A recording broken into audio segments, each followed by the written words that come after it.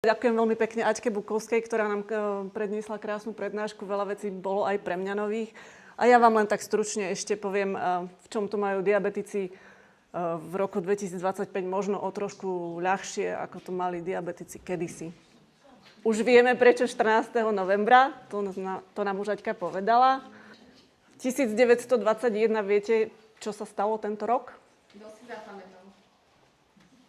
Nikto?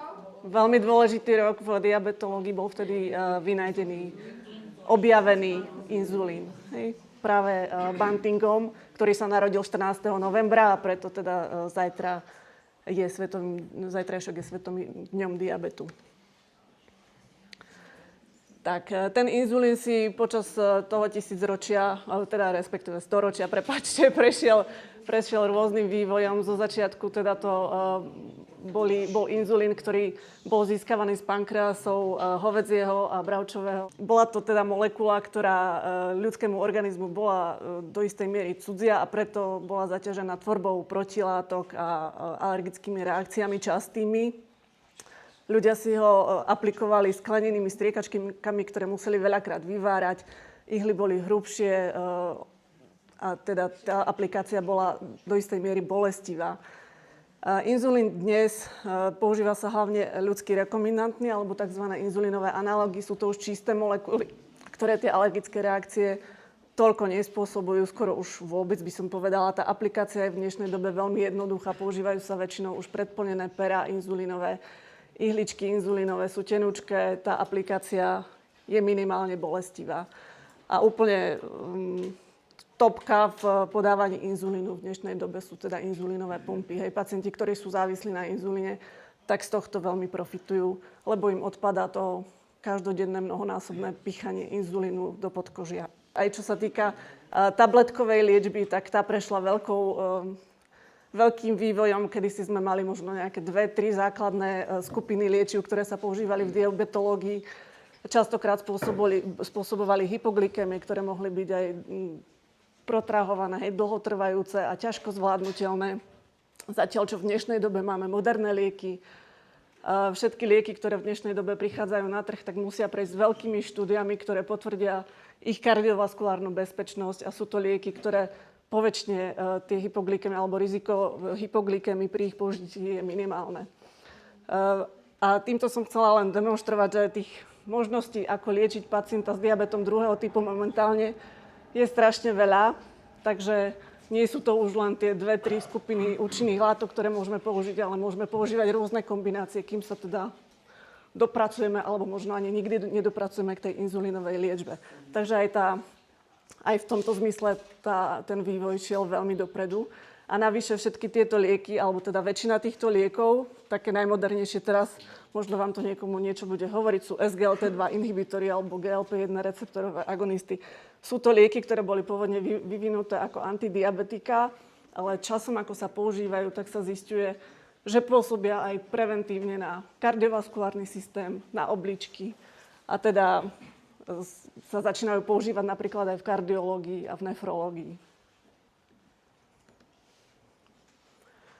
Toto je teda pokrok v tej technológii, hej, zatiaľ čo kedysi sa inzulín aplikoval tými inzulínovými striekačkami alebo sklenenými striekačkami. Teraz máme už predplnené perá, máme inzulínové pumpy moderné. Najnovšie už aj teda bez hadičiek, náplasťové.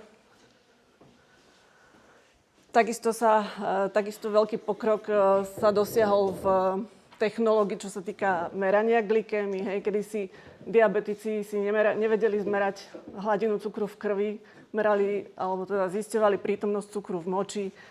Nebolo to vôbec presné, hej, častokrát iba odhadovali, či ten cukor je vysoký alebo nízky, alebo aký vlastne je.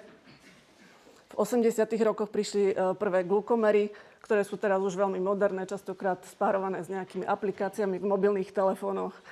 A najnovšie teda máme, alebo teda diabetici prvého typu hlavne majú k dispozícii tzv. Senzorové systémy, ktoré im monitorujú kontinuálne glykémiu v krvi počas 24 hodín.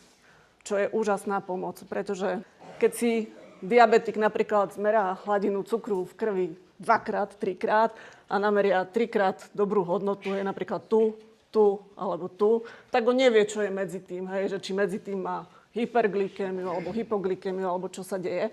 A v tomto nám pomáhajú tie senzorové systémy. Taktiež oni majú, pacienti, ktorí to používajú, majú svoje aplikácie, sú zaregistrovaní v tých aplikáciách. A ja ako doktor, alebo aj treba z rodičia malých pacientov, môžu mať svoje konto tiež a byť spárovaní s aplikáciami pacientov. A takže ja vidím, hej, čo moji pacienti majú v krvi. Keď mi prídu na kontrolu, tak si to môžeme spolu pozrieť a rozanalizovať, že čo sa kedy dialo. Čo je úžasná pomoc pri liečbe. Čo nás čaká v budúcnosti, to zatiaľ nevieme, ale pracuje sa na tom, aby inzulínové pumpy v spolupráci so senzormi fungovali plne automaticky a už nebol tam potrebný zásah človeka, takže by v podstate napodobňovali umelý pankreas. Takisto sa pracuje na tom, nedávno som počula taký podcast, že sa vyvíja inzulín, ktorý by bol tzv. Smart, aplikoval by sa iba raz za čas do podkožia a reagoval by na hladinu cukru v krvi a keď by bola vysoká, tak by sa z toho depotu nejakým spôsobom uvoľňoval. A zase, keď by bola nízka, tak by sa zastavila tá sekrécia. Ale to je všetko zatiaľ iba v laboratórnych podmienkach, je to hudba budúcnosti. My sa toho možno ani nedožijeme, nevieme. No. Takisto v dnešnej dobe sa trošku už aj uvoľnili také tie, kedysi boli príkazy, zákazy, toto musíte, toto nesmiete. Hej, pacienti sa báli chodiť k diabetologom, lebo tam dostali iba vynadané, že toto ste zjedli, toľko to ste toho zjedli a nehybete sa a neviem čo. Teraz už ten trend najnovší je nehovoriť o tzv. Diabetickej diete, ale rozprávame sa skôr o tom, aby to stravovanie bolo takzvané smart, aby sme mali uvedomelé stravovanie, aby sme sa pozreli na ten tanier a videli, čo jeme, aby sme si uvedomili, či to, čo ideme zjesť, je naozaj zdravé, alebo nie. Hej? A dôležité je dbať, aby sme mali dostatok všetkých makroživín. Takisto je dôležité pohyb, hej? Hýbte sa. Nevravím, že musíte chodiť, behať 3-krát do týždňa, hej, intenzívne, ale aspoň pol hodinu denne niečo robiť, ísť na prechádzku. Pravidelné cvičenie totižto jednak znižuje glykémiu, znižuje nám hmotnosť, takisto a preto teda znižuje tlak krvi a celkovo metabolické zdravie. Hej, znižuje nám inzulínovú rezistenciu, zlepšuje náladu, zlepšuje spánok, znižuje riziko komplikácií. Tak. Častokrát nám pacienti hovoria, že sa hýbu, že chodia každý deň so psíkom vonku. Niekedy to vyzerá tak, ako na tom prvom obrázku. Však, že vyjdeme pred barák, psík urobiť, čo treba a ideme naspäť domov. My by sme boli radšej, keby to vyzeralo tak, ako je to na tom druhom obrázku, že si s tým psíkom aj trošku zabehneme občas, alebo poprechádzame sa.